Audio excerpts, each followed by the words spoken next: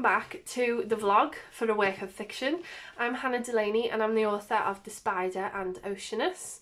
I also run the Substack publication A Work of Fiction, where I publish weekly short stories, novels, random thoughts. This is my vlog, and each week I've been reading something, new books, old books, indie books, whatever. Part of my mission this year was to read more, and so far I've been reading well more than one book a week. I have been dying to talk about The Silence of the Lambs since I finished it last night. Talk about complex characters. Silence of the Lambs, I think I mentioned it in the last video, is a serial killer horror novel, suspense thriller, crime thriller. It's a lot of things. It's brilliant. And it's, well, you'll know if you've seen the film, Silence of the Lambs, starring Jodie Foster. And at large, a psychotic serial killer who flays the bodies of his victims. Locked away, a homicidal genius in an asylum for the criminally insane, the go-between. A young FBI trainee who must deal with one to stop the other. This is one of those books that, although it has 61 chapters, reads like a book with 30 chapters. Because the chapters are just gorgeous. That, you know, some of them are a lot shorter, some of them are a bit longer. What I loved most about how each chapter starts is Harris will, imagine him being the cameraman. He just zooms in to wherever they are, whatever the character is, and the camera will hover around the character, and in present tense he will describe what's happening, what they're thinking, what the scene looks like. He's essentially setting the scene for you in every chapter. And some are really short, and you know, others are a lot more action heavy. But I love that range. And what I particularly enjoyed about this was Clarice Starling. So she's a young FBI trainee. I certainly didn't get the impression from her that she was jumped up and thinking she was the best at everything. Clarice, in the whole thing, is coming to terms with her childhood, the person she is today, how her decisions are informed, how she thinks, how she feels about things, how she judges, you know, when it comes to making decisions. And also, you are just as intrigued by Clarice as Hannibal Lecter is. So she goes to him because they want to use her to get some answers from Lecter. And he treats Clarice very differently to how he treats others. Because I'm sure if you know about the film, Hannibal Lecter is in the asylum for the insane because he's a cannibal. He's a award-winning published psychiatrist who is also a cannibal.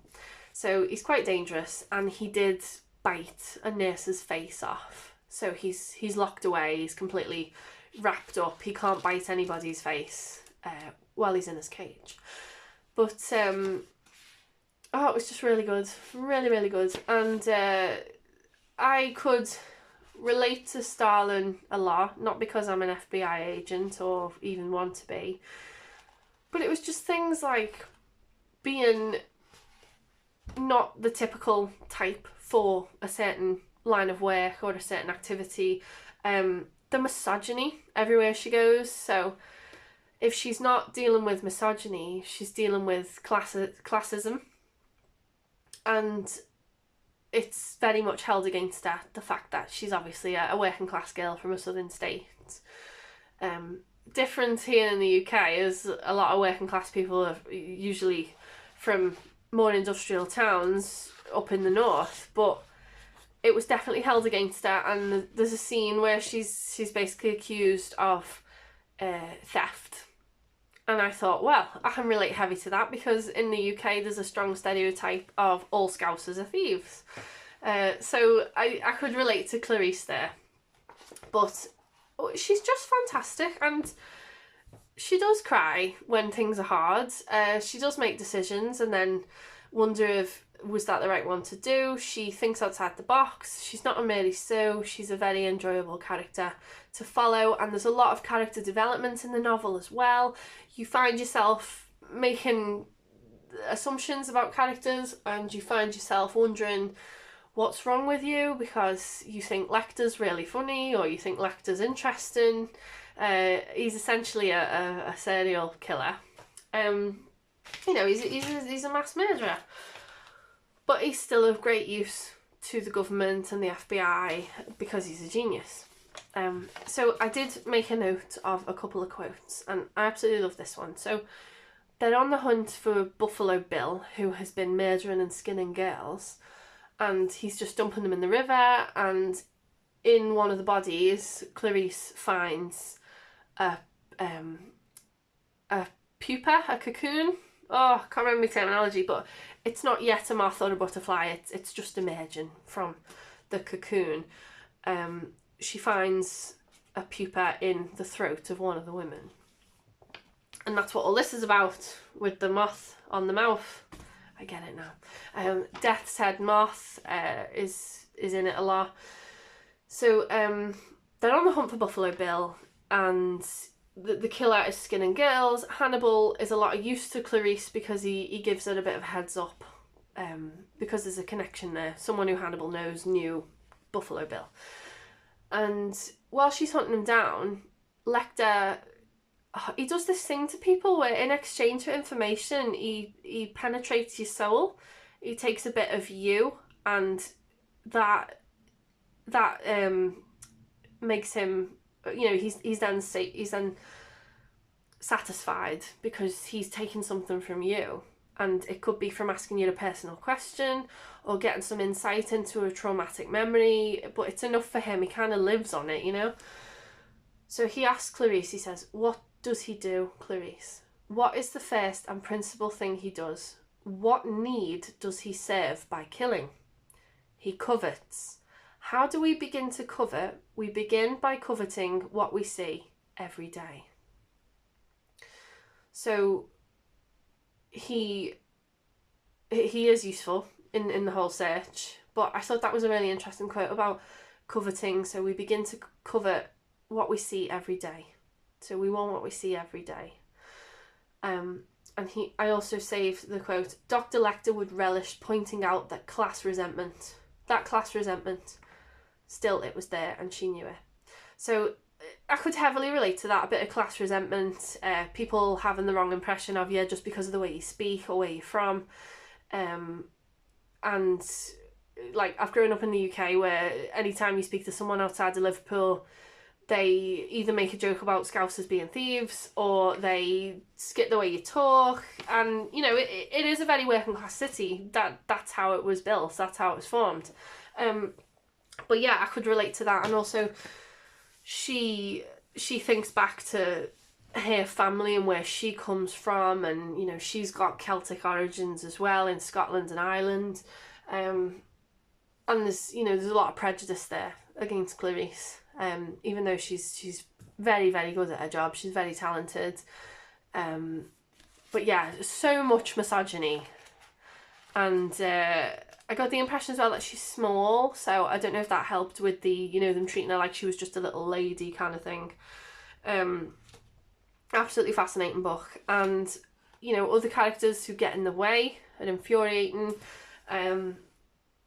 Fantastic book, and I just flew through it. I couldn't stop reading it. I was just because that's the thing with short chapters, you just find yourself going, oh, one more chapter, and then all of a sudden it's 1 a.m. But this was definitely one of those books. I just absolutely loved it. I loved the imagery with the moths. I loved the imagery, and also there's a lot of sewing in this book, and I thought, what is wrong with me? Because I have really been into sewing this week. I'm like, oh, I'm in the mood to sew. So yeah, maybe I'm a monster as well. But yeah, Buffalo Bill, awful. And yeah, you'll just enjoy this. You'll enjoy the whole journey. You'll enjoy Clarice. You'll enjoy the hunt for Buffalo Bill. So not simply just an American serial killer novel. There's so much more to it. there was a bit that really, really cut me up. I was nearly in tears. Clarice, as a kid, is sent to live with, I think, a distant cousin or something in Nevada, and I didn't realise this was a thing, but there's ranches where they feed out horses. So basically, old, disabled, sick horses, they'll fatten them up and then sell them, you know, like for dog food. And Clarice doesn't realise that that's what happens to the horses. And there's a bit where they're all in the stables and the kids are coming out of the house to get on the school bus, and the horses nicker when they hear kids because they grew up around kids and they like kids, and it's just, oh my god. So there's that, and then I'm getting all emotional now. There's a bit where Clarice, she's about 10, and she finds out what's happening. There's a horse that she's made friends with. Like, this is just awful. There's a horse that she makes friends with, and the horse is a little bit blind. She can't see very well. So Clarice runs away with the horse. Yeah. I'm getting all emotional. Oh my god. But yeah, Clarice, wanting this horse to live and be okay, she runs away with the horse. And that is something that Lecter gets out of her. So Dr. Lecter, he just has this ability to kind of just absorb everything about you, you know, make decisions based on what you can smell, what you say, what you don't say. He really penetrates Clarice's soul, and he does it to others as well, and that's the reason why they stay away from him, because he can just call out what he sees, and he sees a lot. So there's a nice bit as well. Let me find it. But yeah, the horse thing, I think you need to read it, because yes, I was getting all emotional, but I'm not going to spoil it for you. But you really get insight into Clarice and how, as a person, she's always wanted to do the right thing and save the day and save the vulnerable, look after those who can't look after themselves. You know, you get a lot. You get a lot from Clarice. I don't remember the film that much. I've seen it. I've definitely seen it, but I can barely remember it. Like, I've read the book now, and the film has just been erased. But I remember Anthony Hopkins.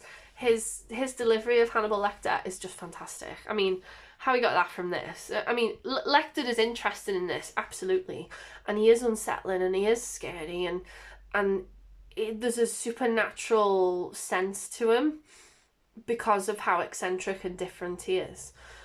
But Anthony Hopkins, he is the only thing I remember about that film, and he brought it to life with that weird mouth thing he does. Oh yeah, I mean, I'm going to watch the film again, not to compare, because I think the film is excellent, the book is excellent, you can just enjoy the same thing twice.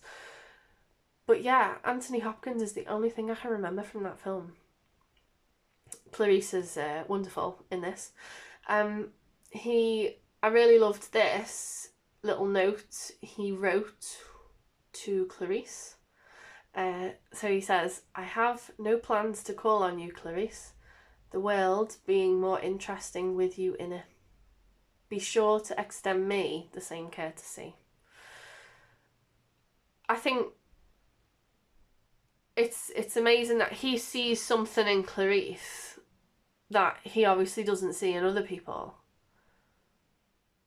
So we've got serial killer, psychiatrist, but there's so much more depth to him. I also really enjoyed the elements of this about the trans community in the US. So the serial killer, others were saying, oh, he's trans, but there was a lot of ironing out the myths and saying, well, actually the trans community aren't violent, they're quite a passive, reserved community, and they don't cause any trouble. So I don't think this serial killer is trans at all. And I just thought that was really nice. Just the recognition that he's a monster. Like, he's not trans, he's a monster. Very interesting spin on that. And, you know, the doctors fiercely defending their patients as well. while they're looking for this fella who is making a suit out of girls so that he can wear the suit. Yeah. Oh, it's tense. It just keeps you flicking the pages. It's such a good book. I don't know what I'm going to do with my life now that I've read that. It's one of those books. I think I am going to go back and watch Red Dragon. Not watch. I'm going to read Red Dragon. That's what I'm going to do. I'm going to read Red Dragon because I have heard that that is also a fantastic serial killer book. In addition to that, I am still reading Bloodlines, volumes 1 to 5 by Emily Hurricane. And I will be back in my next video with the latest books that I've borrowed from the library. So until then, be sure to like and subscribe. Tell me what you're reading at the moment. Tell me, have you read this book? What did you think of this book? And I will see you soon.